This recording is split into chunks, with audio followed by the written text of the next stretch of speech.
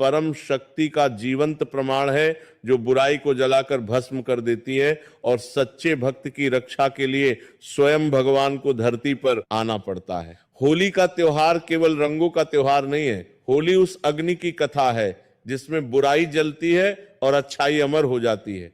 होली उस भक्त प्रहलाद की कथा है जिसने अपने प्राणों की चिंता न करते हुए भगवान विष्णु का नाम नहीं छोड़ा। और आज जो कथा हम आपको सुनाने जा रहे हैं वह भी ऐसे ही एक भक्त की कथा है जिसने अपने जीवन के सबसे अंधेरे समय में भी भगवान का दामन नहीं छोड़ा और भगवान ने भी अपने उस भक्त को निराश नहीं किया। तो चलिए प्रेम से बोलिए जय श्री कृष्ण और इस पवित्र कथा को आरंभ करते हैं। बहुत पुरानी बात है। मध्य भारत में नर्मदा नदी के तट पर एक छोटा सा गांव था जिसका नाम था रंगपुर। रंगपुर नाम सुनकर ही लगता था कि इस गांव का रंगों से कोई गहरा नाता है, और सच में ऐसा ही था। कहते हैं कि इस गांव में होली का त्योहार इतने धूमधाम से मनाया जाता था कि दूर दूर के गांवों से लोग रंगपुर की होली देखने आते थे। नर्मदा मैया का जल इस गांव की मिट्टी को उपजाऊ बनाता था और गांव के खेतों में सोने जैसी फसल लहलहाती थी। गांव के बीचों बीच एक प्राचीन श्री कृष्ण मंदिर था जो कई 100 वर्ष पुराना था। कहते हैं कि यह मंदिर इतना पुराना था कि गांव के सबसे बुजुर्ग व्यक्ति के दादा को भी याद नहीं था कि इसे किसने बनवाया। मंदिर की दीवारों पर राधा कृष्ण की होली खेलते हुए सुंदर चित्र बने हुए थे जो वर्षों की धूप और बारिश के बावजूद अभी भी जीवंत लगते थे। गांव के लोग कहते थे कि इन चित्रों में साक्षात भगवान कृष्ण की कृपा बसी है, इसीलिए ये कभी फीके नहीं पड़ते। इसी गांव में एक व्यक्ति रहता था जिसका नाम था मोहन। मोहन एक साधारण कुम्हार था। उसका काम था मिट्टी के बर्तन बनाना और उन्हें बाजार में बेचना। मोहन बहुत गरीब था लेकिन उसका हृदय सोने से भी शुद्ध था। उसकी पत्नी का नाम राधा था। राधा भी मोहन की तरह सरल और भगवान में आस्था रखने वाली स्त्री थी। उनके 2 बच्चे थे। बड़ा बेटा गोपाल जो लगभग 12 वर्ष का था और छोटी बेटी मीरा जो 7 वर्ष की थी। मोहन का परिवार गरीब अवश्य था लेकिन उनके घर में प्रेम की कोई कमी नहीं थी। मोहन सुबह उठते ही सबसे पहले श्री कृष्ण मंदिर जाता था। वो मंदिर की सीढ़ियां धोता था, फूल चढ़ाता था और भगवान कृष्ण के सामने बैठकर कुछ देर भजन गाता था। उसकी आवाज बहुत मधुर थी। जब वह भजन गाता था तो मंदिर में आने वाले सभी लोग ठहर जाते थे और उसे सुनते थे। कई लोग कहते थे कि मोहन जब भजन गाता है तो ऐसा लगता है जैसे स्वयं भगवान कृष्ण की बांसुरी बज रही हो। लेकिन इसी गांव में एक और व्यक्ति था जिसका नाम था ठाकुर विक्रम सिंह। ठाकुर विक्रम सिंह इस गांव का सबसे बड़ा जमींदार था। उसके पास सैकड़ों बीघा जमीन थी, दर्जनों नौकर चाकर थे और गांव की आधी से ज्यादा संपत्ति उसके नाम थी। ठाकुर का एक बड़ा सा हवेली नुमा मकान था जो गांव के बाकी सभी घरों से ऊंचा था। ठाकुर को अपने धन और शक्ति पर बड़ा घमंड था। वह गांव के गरीब लोगों को कीड़े मकोड़े से भी कम समझता था। उसकी नजर में गरीब आदमी का कोई मोल नहीं था। ठाकुर का एक बेटा था जिसका नाम था कुंवर प्रताप। कुंवर प्रताप अपने पिता से भी अधिक अहंकारी और क्रूर था। वह गांव के बच्चों को तंग करता था, गरीबों का मजाक उड़ाता था और अपने पिता की शक्ति का दुरुपयोग करता था। ठाकुर विक्रम सिंह की एक और विशेषता थी जो ये गांव के बाकी लोगों से अलग करती थी। ठाकुर भगवान में विश्वास नहीं करता था।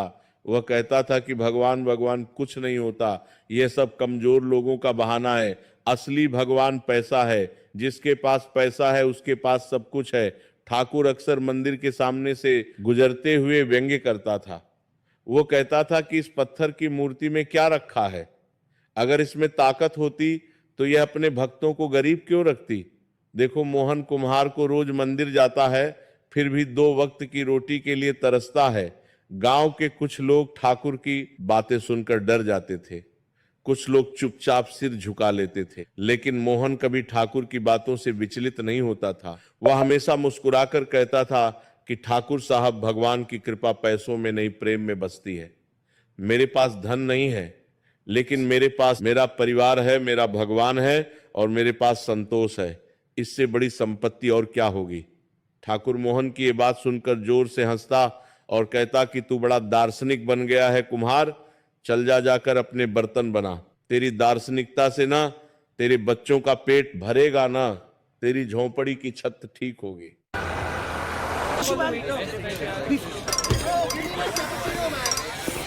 Excuse me. Can I get a bottle of peace, please? Sure.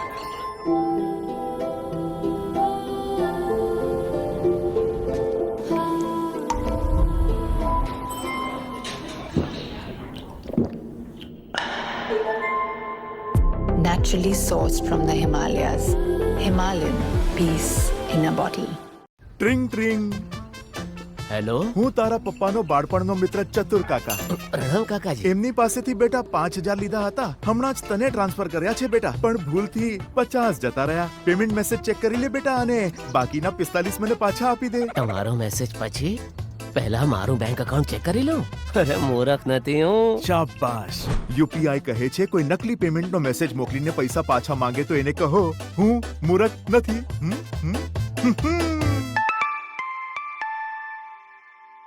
जाओ तमे पण कोई टेस्ट लो तो ठीक होगी।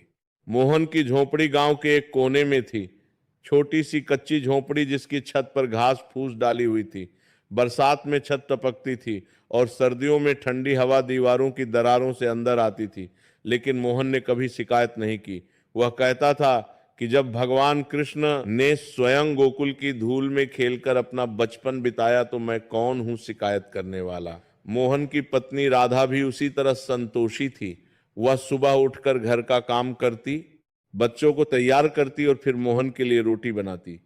कई बार ऐसा होता कि घर में अनाज कम होता तो राधा अपने हिस्से की रोटी बच्चों को दे देती और खुद पानी पीकर सो जाती। मोहन जब ये देखता तो उसकी आंखों में आंसू आ जाते। वो कहता कि राधे, आधा तुम खाना खा लो, मैं कल और बर्तन बनाकर बेचूंगा।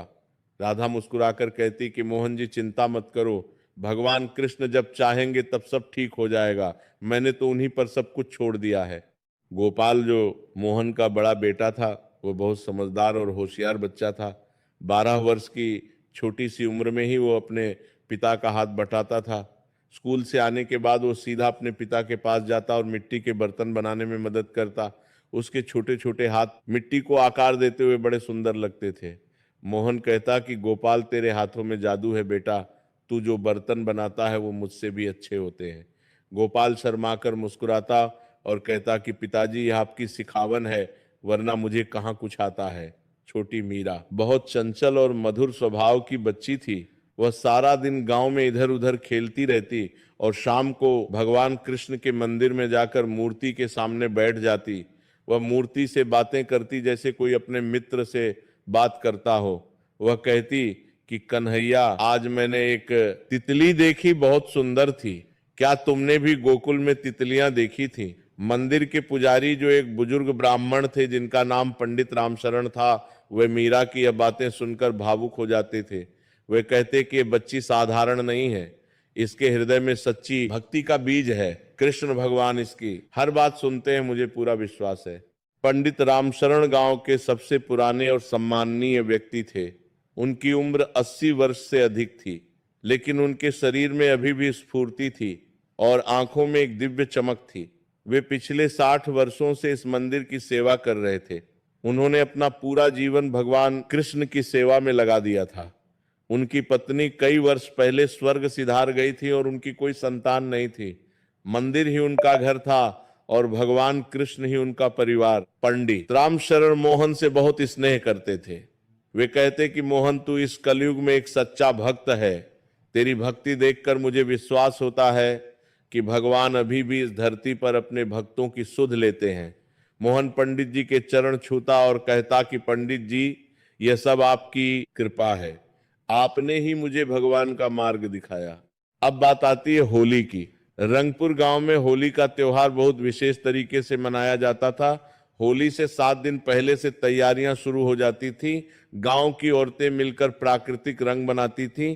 टेसू के फूलों से केसरिया रंग, हल्दी से पीला रंग, नील से नीला रंग और गुलाब की पंखुड़ियों से गुलाबी रंग, ये सारे रंग प्राकृतिक होते थे और त्वचा को कोई नुकसान नहीं पहुंचाते थे। पुरुष लोग गांव के चौराहे पर होलिका दहन के लिए लकड़ियां इकट्ठा करते थे। बच्चे घर घर जाकर गीत गाते थे और होली की बधाई देते थे। पंडित रामशरण मंदिर में विशेष पूजा का आयोजन करते थे जिसमें भक्त प्रहलाद की कथा सुनाई जाती थी। पूरा गांव एक परिवार की तरह मिलकर होली मनाता था। अमीर गरीब का कोई भेद नहीं रहता था। कम से कम होली के दिन तो सब बराबर हो जाते थे। लेकिन पिछले कुछ वर्षों से यह सब बदल गया था। जब से ठाकुर विक्रम सिंह की शक्ति और प्रभाव गांव में बढ़ा था, तब से होली का उत्साह कम होता जा रहा था। ठाकुर ने गांव के चौराहे को अपनी निजी संपत्ति घोषित कर दिया था।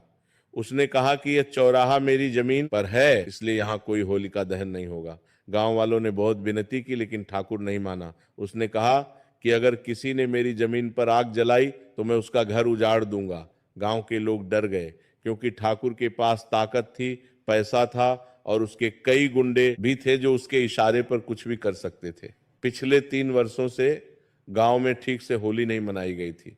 लोग चुपचाप अपने अपने घरों में थोड़ा बहुत रंग लगा कर रह जाते थे, लेकिन वो उमंग, वो उत्साह, वो सामूहिक आनंद जो पहले होता था वह गायब हो गया था।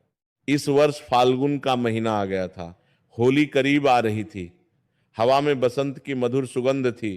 टेसू के पेड़ नारंगी फूलों से लद गए थे। खेतों में सरसों के पीले फूल लहला रहे थे। प्रकृति अपने पूरे श्रृंगार में थी, जैसे वह स्वयं होली खेलने के लिए तैयार हो। लेकिन गांव के लोगों के चेहरों पर वह खुशी नहीं थी। सबके मन में एक अनकही उदासी थी। होली आ रही थी, लेकिन होली कैसे मनाए जब ठाकुर ने सब कुछ बंद कर रखा था। एक शाम मोहन मंदिर में बैठा भगवान कृष्ण का भजन गा रहा था। उस दिन उसका मन कुछ ज्यादा ही भारी था। सुबह बाजार में उसके बर्तन नहीं बिके थे और घर में अनाज भी कम था। गोपाल ने दोपहर में कहा था कि पिताजी इस बार होली पर हम रंग खेलेंगे ना। मीरा ने भी कहा कि पिताजी मुझे पीला रंग चाहिए। कन्हैया को पीला रंग बहुत पसंद है, मैं कन्हैया को पीला रंग लगाऊंगी। मोहन ने बच्चों से कहा कि हाँ बेटा जरूर खेलेंगे, लेकिन उसके मन में चिंता थी, रंग कहां से लाएगा, खाने को अनाज नहीं है तो रंगों का खर्चा कहां का। उन्होंने कहा कि मोहन रो मत बेटा, भगवान सब देख रहे हैं, जब सही समय आएगा तो वे सब ठीक कर देंगे। मोहन ने कहा कि पंडित जी मैं अपने लिए नहीं रो रहा, मेरे बच्चे होली मनाना चाहते हैं। गोपाल और मीरा की आंखों में जो उम्मीद है उसे देखकर मेरा दिल टूट जाता है। मैं उन्हें होली का रंग भी नहीं दे सकता। ये कैसा पिता हूं मैं। पंडित जी ने कहा कि मोहन तू एक बहुत अच्छा पिता है।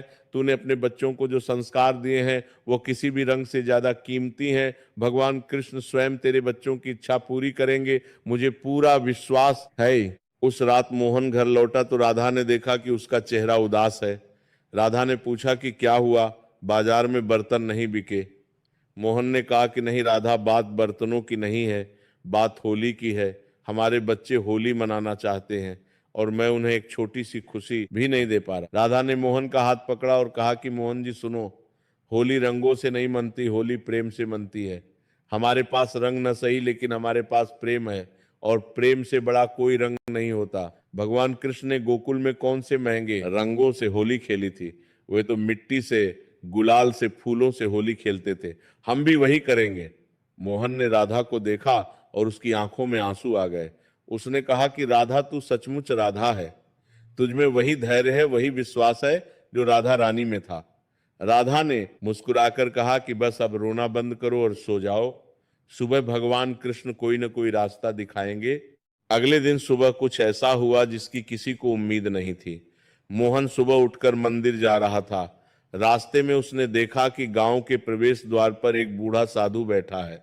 साधु के बाल सफेद थे, दाढ़ी लंबी थी और माथे पर चंदन का तिलक लगा हुआ था। उसने भगवा वस्त्र पहने हुए थे और हाथ में एक कमंडल था। साधु के चेहरे पर एक अद्भुत शांति और तेज था जो सामान्य मनुष्यों में नहीं दिखता। मोहन ने साधु को देखा और तुरंत उनके चरणों में झुक गया। उसने कहा कि प्रणाम महाराज, आप कहां से पधारे हैं। साधु ने मोहन को देखा और मुस्कुराया। उसकी मुस्कान में एक ऐसी गर्माहट थी जैसे सर्दी की रात में किसी ने अलाव जला दिया हो। साधु ने कहा कि बेटा मैं बहुत दूर से आया हूं, कई दिनों से चल रहा हूं। क्या इस गांव में कोई ऐसा स्थान है जहां मैं कुछ दिन विश्राम कर सकूं। मोहन ने बिना एक पल सोचे कहा कि महाराज आप मेरे घर चलिए, मेरा घर छोटा है लेकिन आपके लिए जगह है। साधु ने कहा कि बेटा मैं किसी के लिए बोझ नहीं बनना चाहता। मोहन ने कहा कि महाराज साधु का आगमन बोझ नहीं सौभाग्य होता है, कृपया चलिए। मोहन साधु को अपने घर ले गया। राधा ने साधु को देखा और तुरंत उनके चरण स्पर्श किए। उसने जो कुछ भी घर में था वह साधु के सामने परोस दिया। 2 रोटी थीं जो उसने अपने और मोहन के लिए बनाई थीं। उसने दोनों रोटियां साधु को दे दी। साधु ने कहा कि बेटी, तू भूखी रह जाएगी। राधा ने मुस्कुराकर कहा कि महाराज, अतिथि देवो भव, आपको भोजन कराना मेरा धर्म है। मेरा पेट भगवान के नाम से भर जाता है। साधु ने राधा को देखा और उसकी आंखों में एक अजीब सी चमक आई। उसने कहा कि धन्य है तू बेटी, तेरे जैसी स्त्रियां इस धरती पर बहुत कम बची हैं। गोपाल और मीरा भी साधु के पास आ गए। मीरा ने साधु से पूछा कि बाबा, आप भगवान को जानते हैं? साधु ने हंसकर कहा कि हाँ बेटी, जानता हूं। मीरा ने कहा कि तो फिर उनसे कहो ना कि वो हमारे गांव में होली खेलने आए। पिछले 3 साल से होली नहीं हुई, मुझे कन्हैया के साथ होली खेलनी है। साधु ने मीरा के सिर पर हाथ रखा और कहा कि बेटी, भगवान कृष्ण को तेरा बुलावा जरूर पहुंचेगा और मुझे लगता है कि इस बार की होली बहुत खास होने वाली है। साधु मोहन के घर में रुक गए। मोहन ने उनके लिए अपनी झोंपड़ी के एक कोने में जगह बना दी। साधु बहुत कम खाते थे और अधिकतर समय ध्यान में बैठे रहते थे, लेकिन जब वे बोलते थे तो उनकी हर बात में एक गहरा अर्थ छिपा होता था। शाम को जब पूरा परिवार एक साथ बैठता तो साधु भगवान कृष्ण की कथाएं सुनाते। उन्होंने बताया कि कैसे भगवान कृष्ण ने वृंदावन में राधा और गोपियों के साथ होली खेली थी, कैसे उन्होंने रंगों से सारे वृंदावन को रंग दिया था, कैसे राधा रानी ने कृष्ण को पकड़कर उन पर रंग डाला था और कृष्ण हंस हंस कर भाग रहे थे। साधु ऐसे सुनाते थे जैसे वे स्वयं वहां उपस्थित रहे हों।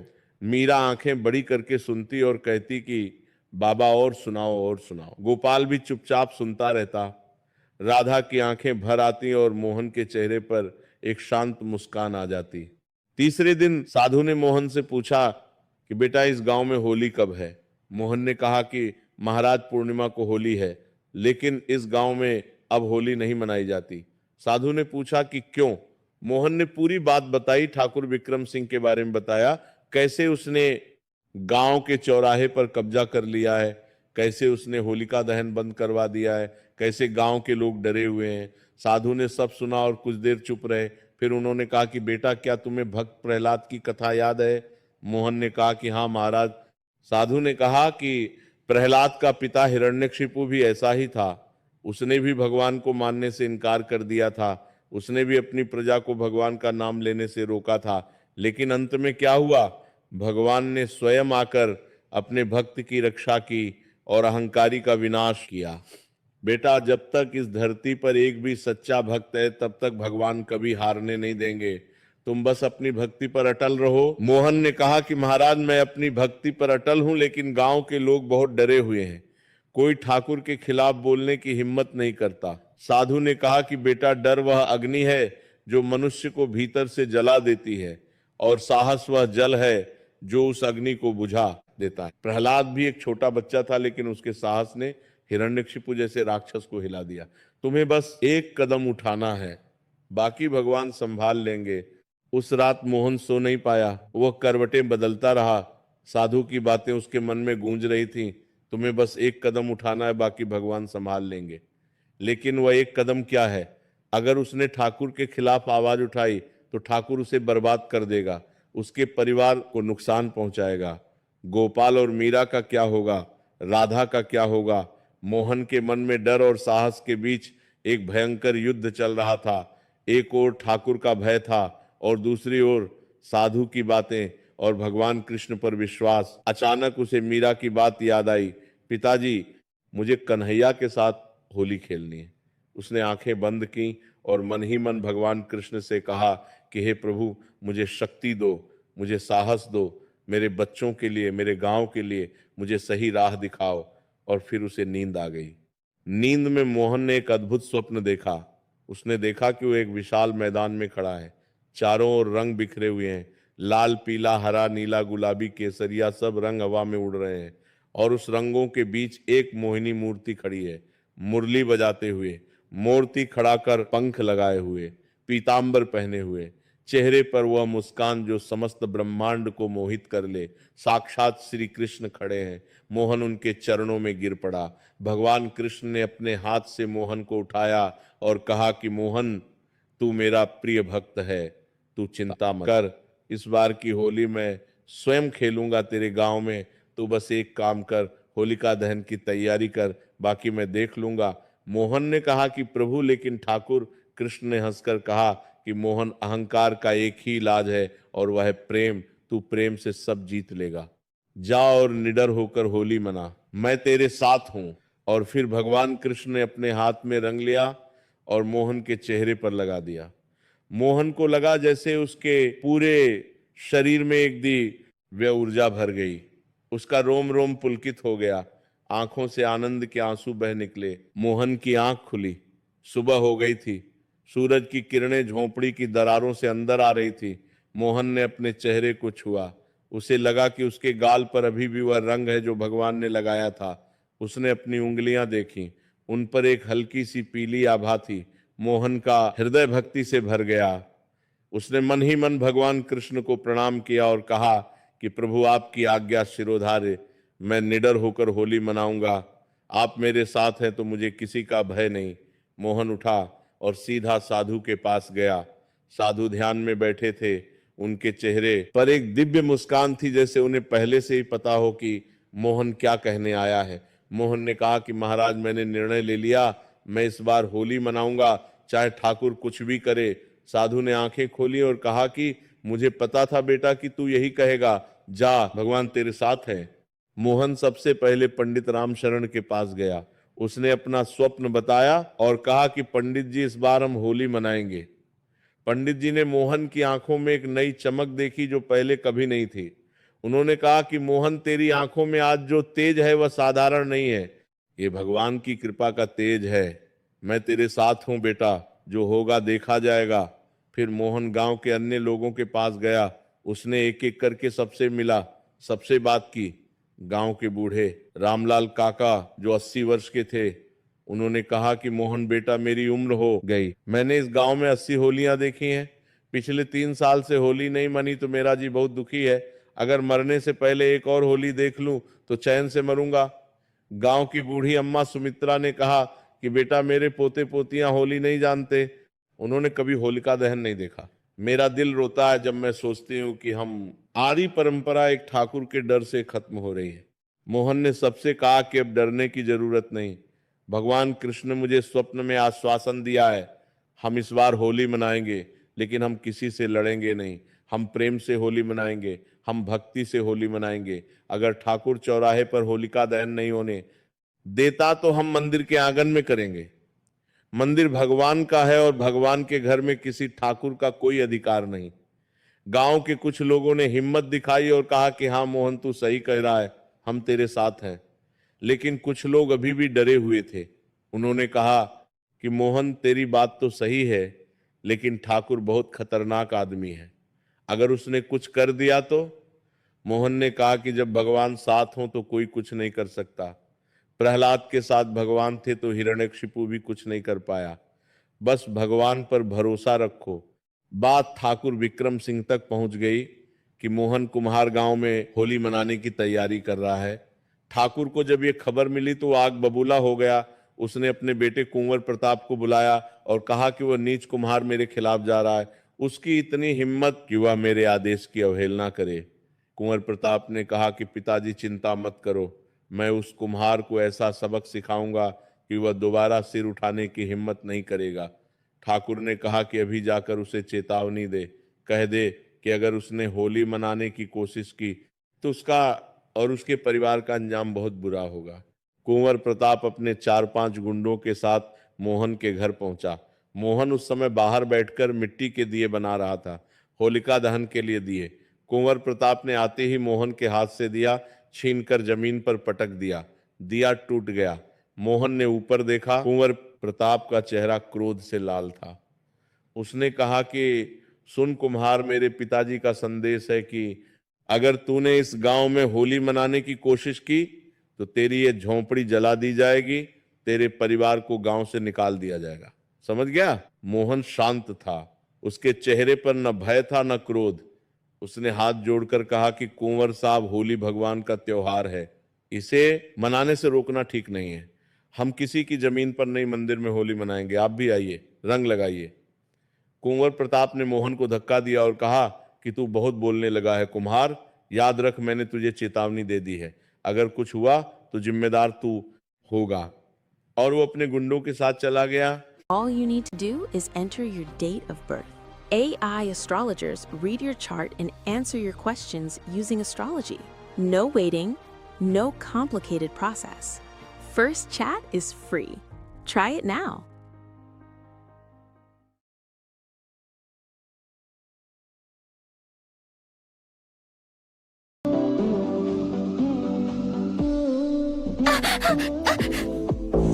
मिस्टर राव, मुझे इनके साथ नहीं जाना। मुझे बचा लो प्लीज।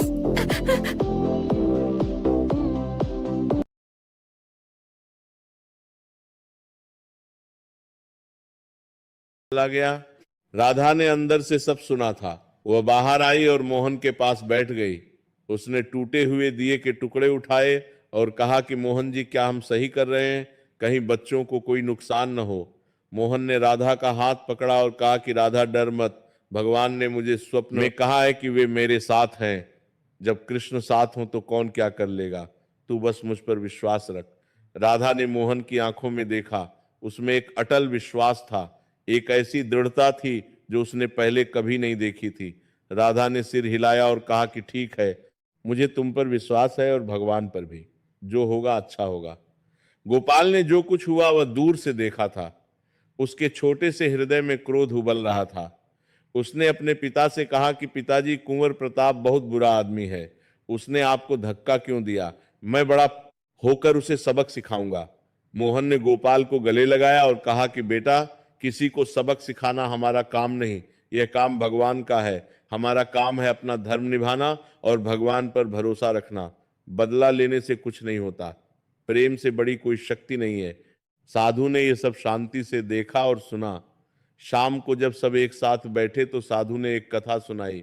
उन्होंने कहा कि एक बार भक्त प्रहलाद से उसके साहब आठियों ने पूछा कि तुम्हें भय नहीं लगता?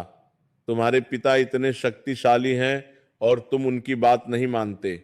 प्रहलाद ने कहा कि भय उसे लगता है जो अकेला हो। मैं अकेला नहीं हूं, मेरे साथ भगवान विष्णु हैं, और जिसके साथ भगवान हो उसे तीनों लोकों में कोई भय नहीं। साधु ने मोहन की ओर देखा और कहा कि बेटा, तू भी अकेला नहीं है, तेरे साथ भी वही भगवान है जो प्रहलाद के साथ थे, तू निडर रहे। मोहन ने साधु के चरण छुए और कहा कि महाराज, आपकी कृपा से मेरा विश्वास और दृढ़ हो गया है। होली में अब 5 दिन शेष थे। मोहन ने तैयारियां शुरू कर दी। उसने मंदिर के आंगन में होलिका दहन का स्थान तय किया। पंडित रामशरण ने अनुमति दे दी और कहा कि यह भगवान का घर है, यहाँ सबका स्वागत है। गांव के कुछ लोग जो मोहन के साथ आने को तैयार हुए थे, उन्होंने लकड़ियां इकट्ठा करनी शुरू कर दी। औरतों ने रंग बनाने शुरू किए, टेसू के फूल इकट्ठा किए गए, हल्दी पीसी गई। मीरा और गोपाल भी बड़े उत्साह से तैयारियों में लगे हुए थे। मीरा ने भगवान कृष्ण की मूर्ति के सामने बैठकर कहा कि कन्हैया, इसे मारकर को बार तुम जरूर आना। मैंने तुम्हारे लिए पीला रंग बनाया है, बहुत सुंदर है, तुम्हें बहुत पसंद आएगा। लेकिन ठाकुर विक्रम सिंह चुप नहीं बैठा था। उसने अपने गुंडों को भेजकर उन लोगों को धमकाया जो मोहन की मदद कर रहे थे। कुछ लोग डर गए और पीछे हट गए। ठाकुर ने गांव में घोषणा करवाई कि जो कोई भी इस होली में भाग लेगा उसे इस गांव में रहने का अधिकार नहीं होगा। मैं उसकी जमीन छीन लूंगा, उसे काम नहीं दूंगा और उसकी जिंदगी नरक बना दूंगा। इस घोषणा से गांव में सन्नाटा छा गया। जो थोड़े बहुत लोग मोहन के साथ आए थे उनमें से भी कई पीछे हट गए। अंत में मोहन के साथ केवल कुछ ही लोग बचे। पंडित तरीके से काम नहीं लोग बचे। दम के साथ केवल कुछ ही लोग बचे। रामशरण, बूढ़े रामलाल काका, सुमित्रा अम्मा, गांव का लोहार भीमा, जो बहुत ताकतवर था लेकिन दिल का बहुत अच्छा था, और 2-3 और परिवार जो ठाकुर से डरते नहीं थे क्योंकि उनके पास खोने को कुछ नहीं था। मोहन निराश नहीं हुआ। उसने कहा कि कोई बात नहीं, चाहे 10 लोग हों या 10,000, भगवान का त्योहार मनाने के लिए एक सच्चा भक्त भी काफी है। भगवान कृष्ण ने अकेले ही गोवर्धन पर्वत उठा लिया था, हम तो फिर भी कई लोग हैं। साधु ने मोहन की बात सुनी और मुस्कुराया। उन्होंने कहा कि बेटा तू सही रास्ते पर है। अंधेरा जितना गहरा होता है उजाला उतना ही तेज आता है। होली से 2 दिन पहले एक और घटना हुई। ठाकुर के गुंडों ने रात के अंधेरे में मंदिर के आंगन में जो लकड़ियां इकट्ठा की गई थी उन्हें बिखेर दिया और कुछ लकड़ियां नर्मदा में फेंक दी। सुबह जब मोहन मंदिर पहुंचा तो उसने देखा कि सारी लकड़ियां बिखरी पड़ी हैं। पंडित रामशरण मंदिर की सीढ़ियों पर बैठे रो रहे थे। उन्होंने कहा कि मोहन देख, इन पापियों ने भगवान के घर में भी उत्पात मचा दिया।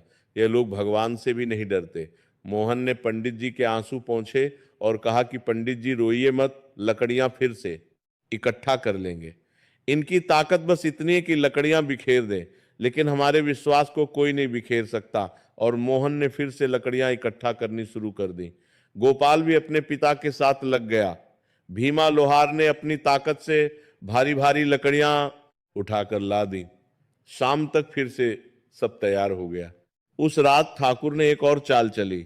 उसने गांव के कुछ लोगों को पैसे देकर मोहन के खिलाफ भड़काया। उसने कहा कि मोहन की वजह से पूरा गांव मुसीबत में पड़ जाएगा।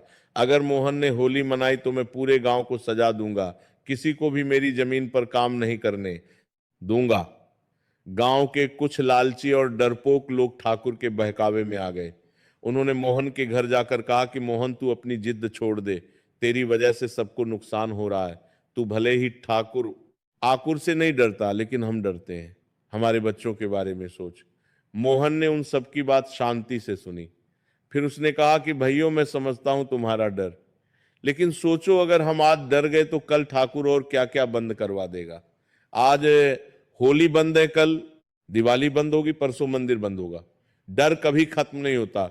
डर को तभी खत्म किया जा सकता है जब हम उसका सामना करें। और मैं अकेला नहीं हूं, मेरे साथ भगवान है। तुम भी अगर भगवान पर विश्वास रखो तो तुम्हें भी कोई डर नहीं रहेगा। कुछ लोग मोहन की बात समझे और चले गए। कुछ ने तर्क दिया कि मोहन तू पागल है, ठाकुर से पंगा लेना ठीक नहीं। लेकिन मोहन अपने निर्णय पर अटल रहा। राधा ने उसका पूरा साथ दिया। उसने कहा कि मोहन जी, तुम जो कर रहे हो वह सही है। मुझे तुम पर और भगवान पर पूरा भरोसा है। गोपाल ने भी कहा कि पिताजी मैं आपके साथ हूं। मीरा ने कहा कि पिताजी कन्हैया जरूर आएंगे, मैं जानती हूं, उन्होंने मुझसे वादा किया है। होली से एक दिन पहले की शाम थी। कल होलिका दहन था। मंदिर के आंगन में सब तैयार था। लकड़ियों का ढेर लगा हुआ था, दिए रखे हुए थे, फूलों से सजावट की गई थी। पंडित रामशरण ने पूजा की तैयारी कर ली थी। मोहन शाम को मंदिर में बैठा था। उसका मन शांत था, लेकिन एक हल्की सी बेचैनी थी। कल का दिन बहुत महत्वपूर्ण था। कल पता चलेगा कि भगवान सच में साथ हैं या नहीं। तभी साधु आए और मोहन के बगल में बैठ गए। उन्होंने कहा कि बेटा एक बात बता, तू भगवान पर विश्वास करता है ना? मोहन ने कहा कि हाँ महाराज, प्राणों से भी अधिक। साधु ने कहा कि तो फिर ये बेचैनी क्यों? जब विश्वास है तो चिंता कैसी? क्या प्रहलाद ने जब अग्नि में बैठने से पहले चिंता की थी? नहीं, उसने बस अपने भगवान का नाम लिया और अग्नि में बैठ गया, और अग्नि ने उसका बाल भी बांका नहीं किया। तू भी अपना विश्वास अटल रख। कल का दिन इस गांव का इतिहास बदल देगा। मोहन ने साधु के चरण छुए और कहा कि महाराज, आपके आशीर्वाद से सब ठीक होगा। उस रात गांव में एक अजीब सन्नाटा था। ऐसा लगता था जैसे प्रकृति भी अगले दिन की प्रतीक्षा कर रही हो। हवा बिल्कुल थम गई थी। आकाश में तारे इतने चमक रहे थे जितने पहले कभी नहीं चमके। पूर्णिमा का चांद धीरे धीरे ऊपर आ रहा था और उसकी रोशनी में पूरा गांव चांदी जैसा चमक रहा था। नर्मदा का जल शांत था और उसमें चांद का प्रतिबिंब ऐसा दिख रहा था जैसे नदी ने चांद को अपने हृदय में बसा लिया हो। मोहन अपनी झोंपड़ी के बाहर बैठा आकाश को देख रहा था। राधा अंदर बच्चों को सुला रही थी। मीरा सोते सोते बड़बड़ा रही थी, कन्हैया कल जरूर आना। मोहन ने यह सुना और उसकी आंखें भर आईं। उसने मन ही मन कहा कि हे प्रभु, मेरी बेटी का विश्वास मत तोड़ना। वह बच्ची है, निश्चल है, उसे तुमसे बहुत प्रेम है, कृपया उसकी पुकार सुन लेना। होलिका दहन का दिन आ गया। सुबह से ही वातावरण में एक अलग ऊर्जा थी। हवा में टेसू के फूलों की मीठी सुगंध घुली हुई थी। पक्षी सामान्य से अधिक चहक रहे थे, जैसे वे भी किसी उत्सव की तैयारी कर रहे हों। मोहन सुबह उठा, स्नान किया। भगवान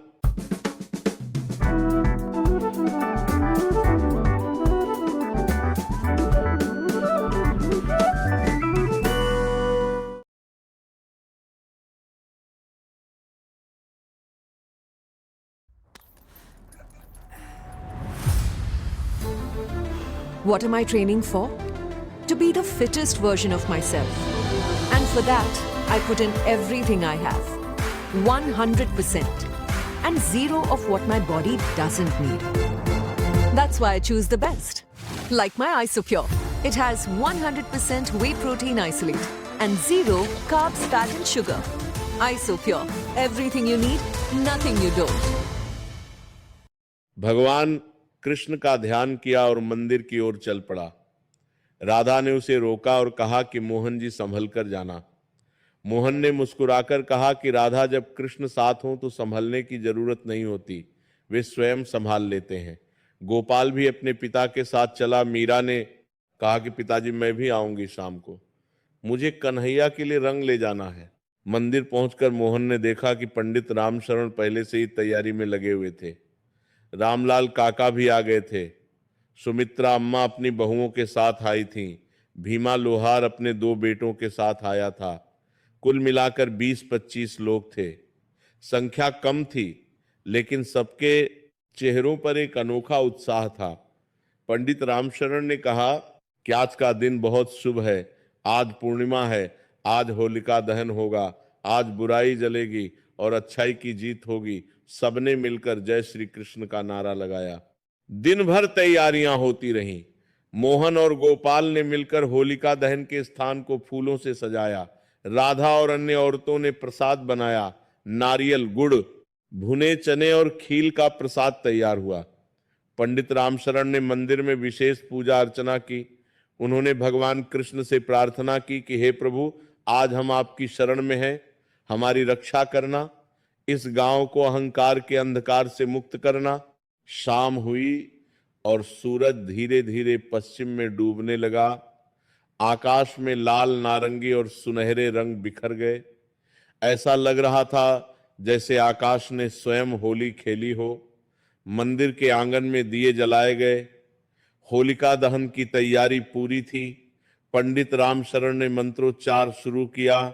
सभी लोग हाथ जोड़कर बैठे थे। मीरा अपने छोटे से हाथ में एक कटोरी पीला रंग लिए हुई थी, जो उसने भगवान कृष्ण के लिए बनाया था। गोपाल अपने पिता के बगल में बैठा था और उसके चेहरे पर एक ऐसी गंभीरता थी जो 12 वर्ष के बच्चे में सामान्यतः नहीं दिखती। तभी वह हुआ जिसका सबको डर था। ठाकुर विक्रम सिंह अपने बेटे कुंवर प्रताप और लगभग 20 गुंडों के साथ मंदिर के दरवाजे पर आ खड़ा हुआ। उसके हाथ में एक मोटा डंडा था। उसके गुंडों के हाथों में भी लाठियां और डंडे थे। ठाकुर का चेहरा क्रोध से तमतमा रहा था। उसने गरज कर कहा कि मोहन कुम्हार, तुझे मैंने चेतावनी दी थी, तूने मेरी बात नहीं मानी। अब देख मैं क्या करता हूं। आज मैं इस होलिका दहन को रुकवा कर रहूंगा और जिसने भी मेरा विरोध किया उसकी हड्डियां तोड़ दी जाएंगी। आप मंदिर के आंगन में सन्नाटा छा गया। औरतें डर गईं, बच्चे अपनी माताओं से चिपक गए। रामलाल काका के हाथ कांपने लगे। भीमा लोहार खड़ा हो गया और उसने अपनी भुजाएं तान दी। उसने कहा कि ठाकुर, ये भगवान का मंदिर है, यहां तुम्हारी दादागिरी नहीं चलेगी। कुंवर प्रताप ने भीमा को देखकर कहा कि तू भी मरने का शौकीन है लोहार। ठाकुर ने अपने गुंडों को इशारा किया कि आगे बढ़ो और इन सबको भगाओ, लकड़ियां बिखेर दो, होलिका दहन नहीं होने दो। गुंडे आगे बढ़ने लगे। मोहन खड़ा हो गया। उसने भीमा को रोका और कहा कि भीमा भाई रुको, हिंसा से कुछ नहीं होगा। फिर मोहन ठाकुर के सामने आकर खड़ा हो गया। उसने हाथ जोड़े और कहा कि ठाकुर साहब, मैं आपसे विनती करता हूं, ये होली का पर्व है, ये प्रेम का पर्व है। आज के दिन कृपया क्रोध छोड़ दीजिए। आइए हम सब मिलकर होली मनाते हैं। यह रंग अमीर गरीब का भेद नहीं जानते, यह रंग ऊंच नीच नहीं जानते। आज के दिन सब बराबर हैं। आप भी इस उत्सव का हिस्सा बनिए। ठाकुर ने मोहन को एक जोरदार थप्पड़ मारा। मोहन लड़खड़ाया लेकिन गिरा नहीं। उसके गाल पर ठाकुर की 5 उंगलियों का निशान उभर आया। राधा चीख पड़ी। गोपाल आगे बढ़ने लगा लेकिन मोहन ने उसे इशारे से रोक दिया। मोहन ने अपना गाल सहलाया और फिर ठाकुर की ओर देखा। उसकी आंखों में आंसू थे, लेकिन उन तरखड़ाए माधा साथी पाचाती, देखाती पाचाती पाचाती, उनकी बातती पाचाती पाचाती, उनकी बातती पाचाती पाचाती, उनकी बातती पाचाती पाचाती पाचाती। आंसुओं में भय नहीं था, उन आंसुओं में करुणा थी। मोहन ने कहा कि ठाकुर साहब, आपने मुझे मारा, ठीक है, लेकिन इससे भगवान का त्योहार नहीं रुकेगा। आप मेरा शरीर तोड़ सकते हैं, लेकिन मेरा विश्वास नहीं तोड़ सकते। भक्त प्रहलाद को भी उसके पिता ने मारा था, लेकिन प्रहलाद ने भगवान का नाम नहीं छोड़ा। मैं भी नहीं छोड़ूंगा। ठाकुर और भड़क गया। उसने कहा कि तू अपनी तुलना प्रहलाद से करता है और मेरी तुलना हिरण्यकशिपु से। ठीक है, तो देख, मैं भी वही करता हूं जो हिरण्यकशिपु ने किया। उसने अपने गुंडों से कहा कि इन लकड़ियों में आग लगा दो, लेकिन इसमें इस कुम्हार को डालकर देखता हूं इसका भगवान इसे बचाने आता है या नहीं। गुंडों ने एक दूसरे को देखा, उनमें से कुछ हिचकिचाए। एक आदमी को जिंदा जलाना ये तो बहुत बड़ा पाप था, लेकिन ठाकुर की आंखों में जो पागलपन था उसे देखकर कोई विरोध करने की हिम्मत नहीं कर पाया। दो गुंडों ने मोहन को पकड़ लिया। राधा चीखती हुई आगे आई और उसने मोहन को पकड़ लिया। उसने कहा कि पहले मुझे मारो, फिर मेरे पति को छूना। गोपाल भी दौड़कर आया और अपने पिता से लिपट गया। मीरा रो रही थी और चिल्ला रही थी कि कन्हैया बचाओ, मेरे पिताजी को बचाओ।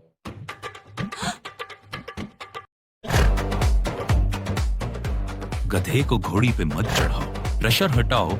देख, मैं आज साबित कर दूंगा कि भगवान कहीं नहीं है, ये सब ढोंग है। तभी साधु आगे आए।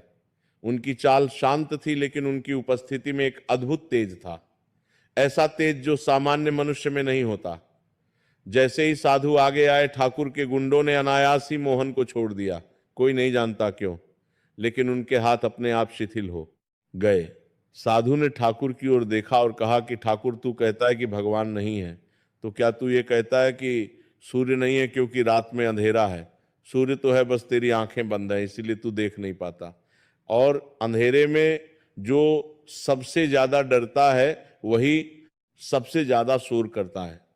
तू भी डरा हुआ है ठाकुर, तू अपने भीतर के अंधेरे से डरा हुआ है, इसलिए तू बाहर शक्ति का प्रदर्शन करता है। ठाकुर ने साधु को घूर कर देखा और कहा कि तू कौन है बूढ़े? तेरी हिम्मत कैसे हुई मुझसे ऐसे बात करने की?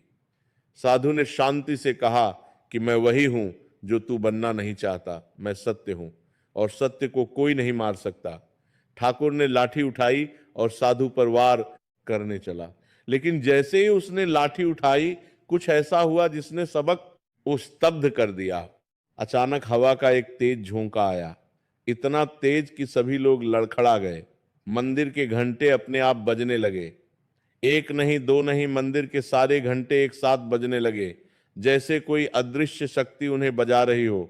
हवा में एक अद्भुत सुगंध फैल गई, चंदन, केसर और गुलाब की मिश्रित सुगंध, ऐसी सुगंध जो इस लोक की नहीं लगती थी। ठाकुर की लाठी उसके हाथ से छूटकर गिर गई। उसका हाथ अचानक सुन्न हो गया, जैसे किसी ने उसे पकड़ लिया हो। ठाकुर ने अपना हाथ देखा, वह कांप रहा था। उसके चेहरे पर पहली बार भय की रेखाएं उभरी। उसके गुंडे पीछे हट गए। कुंवर प्रताप अपने पिता के पीछे छिप गया और तभी लकड़ियों के ढेर में अपने आप आग लग गई। किसी ने आग नहीं लगाई, कोई दिया सलाई नहीं जलाई, कोई मशाल नहीं ली, लेकिन लकड़ियों से अग्नि प्रकट हो गई। वह अग्नि सामान्य नहीं थी, उसका रंग केसरिया था। हाँ, केसरिया अग्नि, ऐसी अग्नि जो किसी ने पहले कभी नहीं देखी थी। उस अग्नि की लपटें ऊपर उठ रही थीं और उनमें एक आकृति दिख रही थी। सबने देखा, हाँ सबने देखा, उस अग्नि में एक दिव्य आकृति थी। कोई कह रहा था कि ये भगवान विष्णु है, कोई कह रहा था कि ये नरसिंह भगवान है जो प्रहलाद की रक्षा के लिए प्रकट हुए थे। मीरा ने चीख कर कहा कि कन्हैया, वो देखो कन्हैया आ गए। मीरा की आंखें चमक रही थीं और उसके चेहरे पर एक अलौकिक आनंद था। अग्नि तेज होती गई, लेकिन उसकी गर्मी किसी को नहीं लगी। उलटा एक शीतलता फैल रही थी, जैसे किसी ने चंदन का लेप लगा दिया हो। अग्नि की लपटों में वह आकृति और स्पष्ट होती गई। एक मुकुटधारी आकृति, पीतांबर पहने हुए, हाथ में एक बांसुरी, चेहरे पर वह मोहक मुस्कान जो त्रिलोक को मोह ले। सबके मुंह से एक ही शब्द निकला, जय श्री कृष्ण। मोहन अपने स्थान पर ही गिर पड़ा। उसके शरीर में शक्ति नहीं बची थी, आंखों से अविरल आंसू बह रहे थे। उसने हाथ जोड़े और कहा कि प्रभु आप आ गए, आप सच में आ गए। राधा ने भी भगवान की उस आकृति को देखा और वह भी भाव विभोर हो गई। पंडित रामशरण जमीन पर दंडवत हो गए। उनके 80 वर्ष के जीवन में उन्होंने ऐसा चमत्कार कभी नहीं देखा था।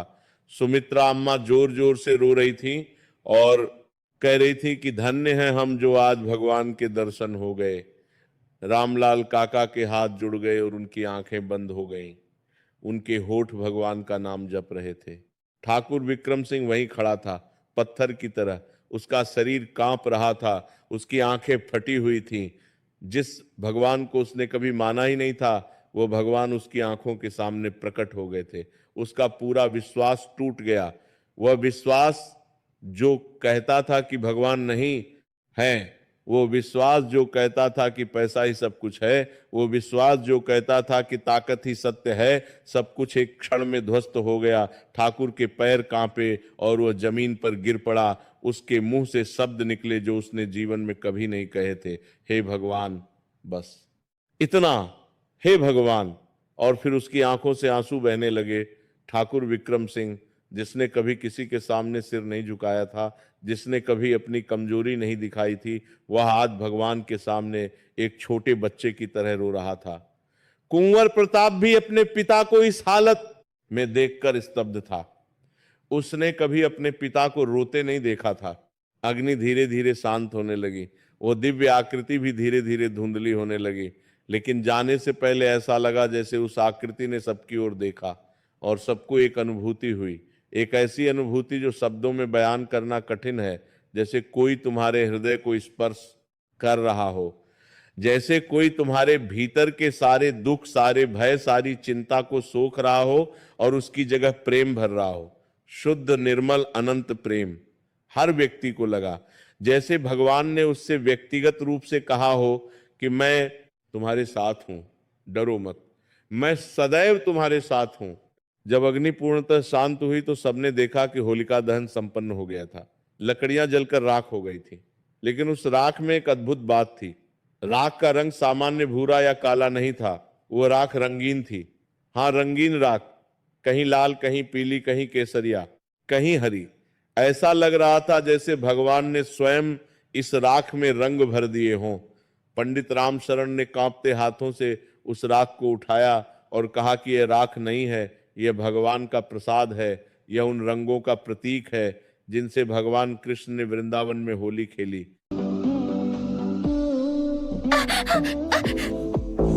मिस्टर राव, मुझे इनके साथ नहीं जाना, मुझे बचा लो प्लीज।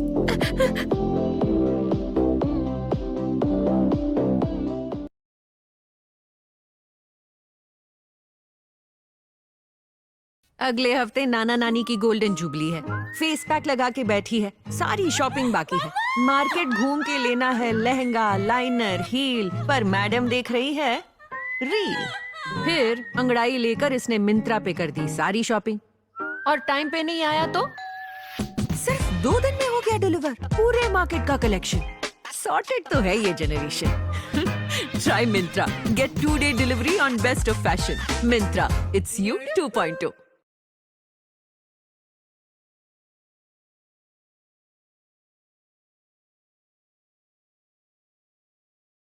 खेली थी। आज भगवान ने स्वयं हमें होली का रंग दिया है। लोगों ने उस रंगीन राख को हाथों में लिया। उसकी सुगंध अद्भुत थी, चंदन जैसी शीतल और कमल जैसी मधुर।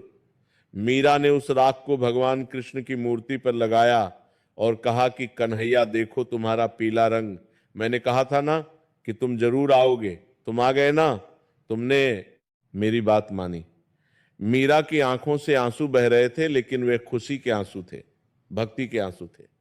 एक 7 वर्ष की बच्ची का निश्चल प्रेम और विश्वास आज साकार हो गया था। ठाकुर विक्रम सिंह अभी भी जमीन पर बैठा था। उसके गुंडे कब के भाग चुके थे। कुंवर प्रताप अपने पिता के पास बैठा था और उसकी आंखें भी नम थीं। ठाकुर ने धीरे से अपना सिर उठाया और मोहन की ओर देखा। मोहन वहीं खड़ा था, शांत, स्थिर। उसके गाल पर अभी भी ठाकुर के थप्पड़ का निशान था, लेकिन उसके चेहरे पर कोई क्रोध नहीं था, कोई शिकायत नहीं थी, बस एक करुणा भरी मुस्कान थी। ठाकुर ने रेंगते हुए मोहन के पास आया। उसने मोहन के पैर पकड़ लिए। हाँ ठाकुर, विक्रम सिंह ने मोहन कुम्हार के पैर पकड़ लिए। जिस मोहन को वह कीड़ा मकोड़ा समझता था, उसी मोहन के चरणों में ठाकुर गिर पड़ा। ठाकुर रो रहा था और कह रहा था कि मोहन, मुझे माफ कर दे, मैंने तेरे साथ बहुत अन्याय किया, मैंने भगवान का अपमान किया, मैं बहुत बड़ा पापी हूं, मुझे क्षमा कर दे। मोहन ने ठाकुर को उठाया। उसने अपने हाथों से ठाकुर के आंसू पोंछे और फिर उसने वह किया जिसकी किसी को उम्मीद नहीं थी। मोहन ने उस रंगीन राख में से थोड़ी सी राख उठाई और ठाकुर के माथे पर लगा दी। उसने कहा कि ठाकुर साहब, होली का पहला रंग आपके नाम। आज के दिन कोई शत्रु नहीं होता, आज के दिन सब मित्र हैं। आपने गलती की, लेकिन भगवान ने आपको क्षमा कर दिया, और जब भगवान ने क्षमा कर दिया तो मैं कौन हूं क्षमा न करने वाला। ठाकुर ने मोहन को देखा और उसकी आंखों में जो प्रेम था उसे देखकर ठाकुर का हृदय पिघल गया। उसने मोहन को गले लगा लिया। एक जमींदार और एक कुम्हार, एक अहंकारी और एक भक्त, आज दोनों एक हो गए। होली के रंग ने दोनों को एक कर दिया।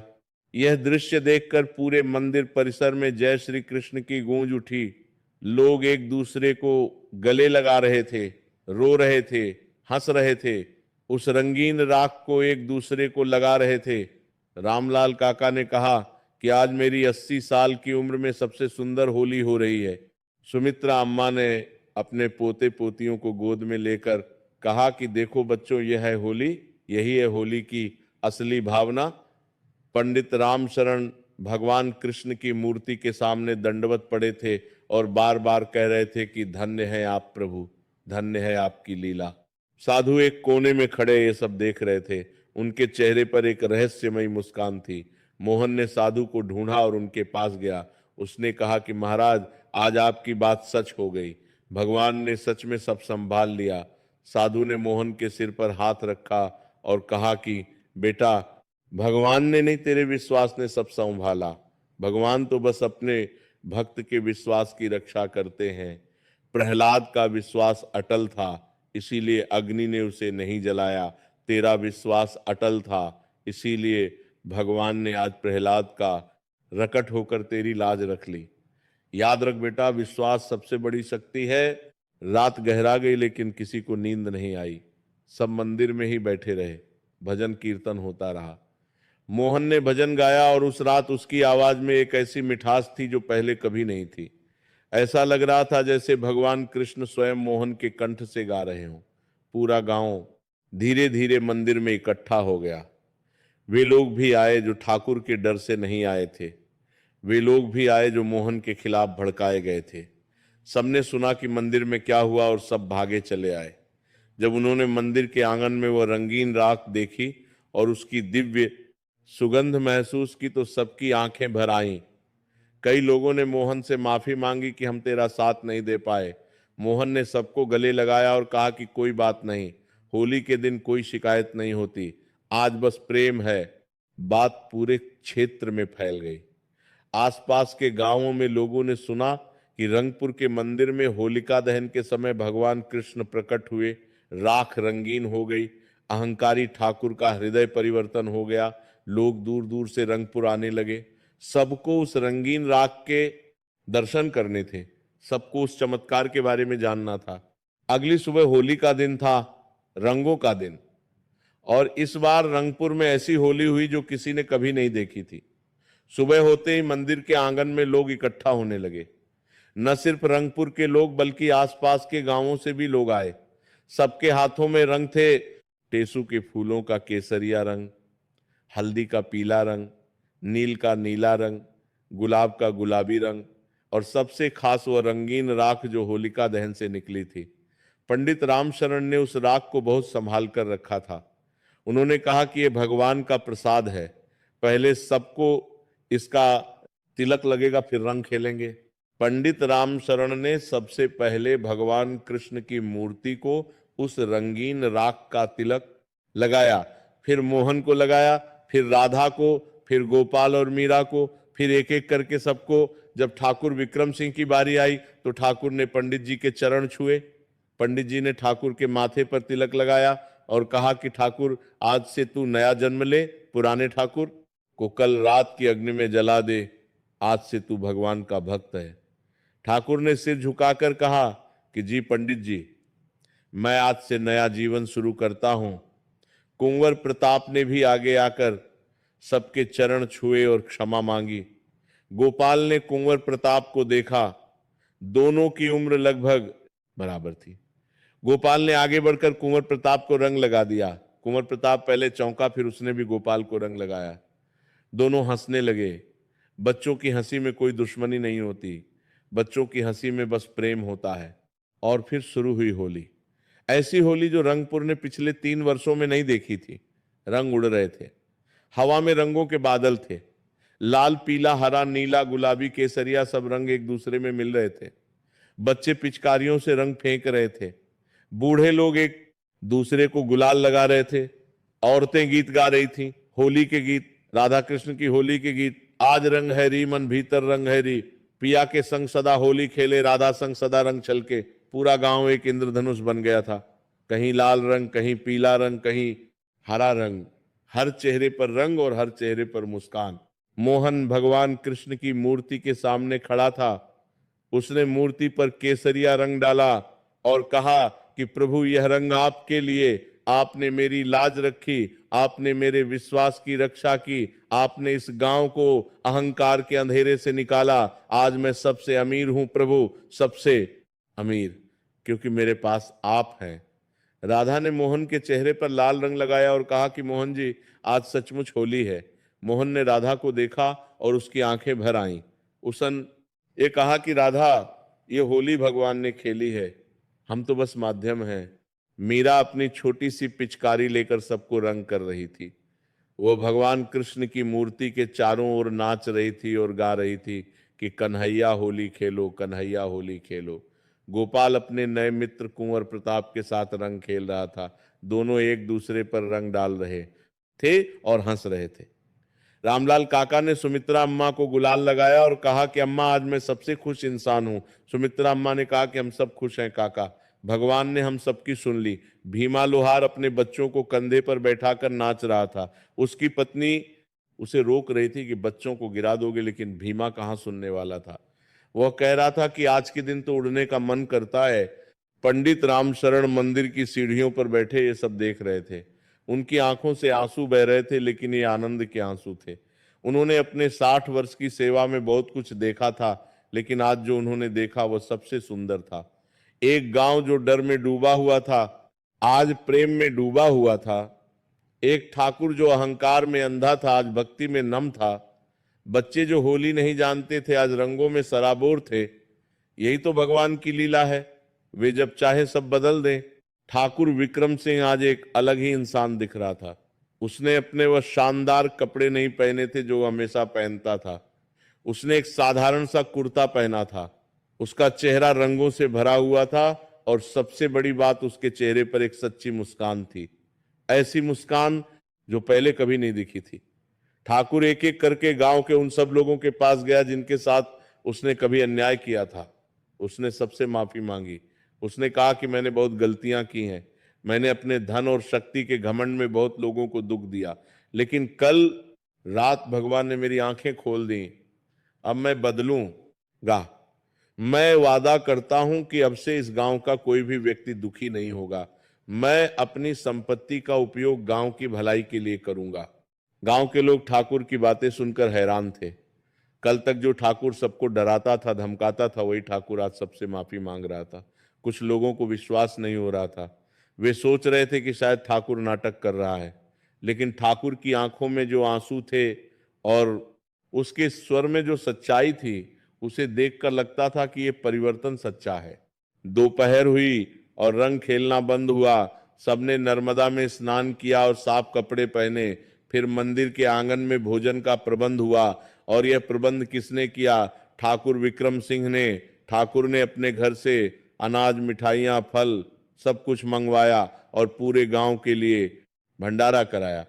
उसने स्वयं अपने हाथों से लोगों को भोजन परोसा।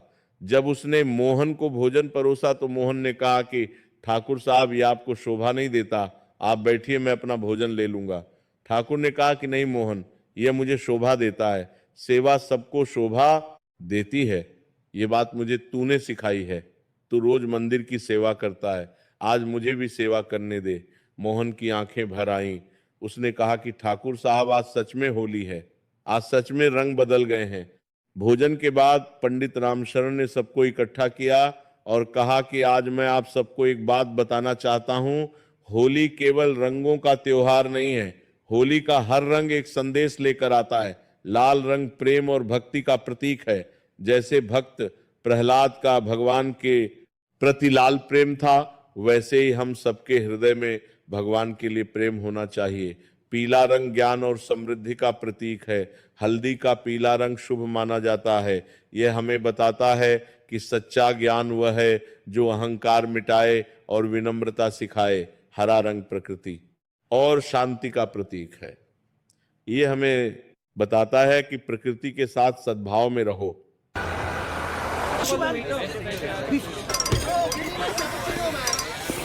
Excuse me.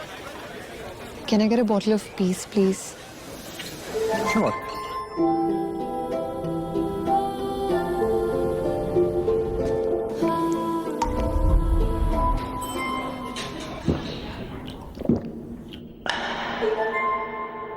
Naturally sourced from the Himalayas. Himalayan peace in a bottle. Wow. Tell me now, how did you lose all that weight? Hello, picture time, guys. Photo ना इस बार थोड़ा दूर से ले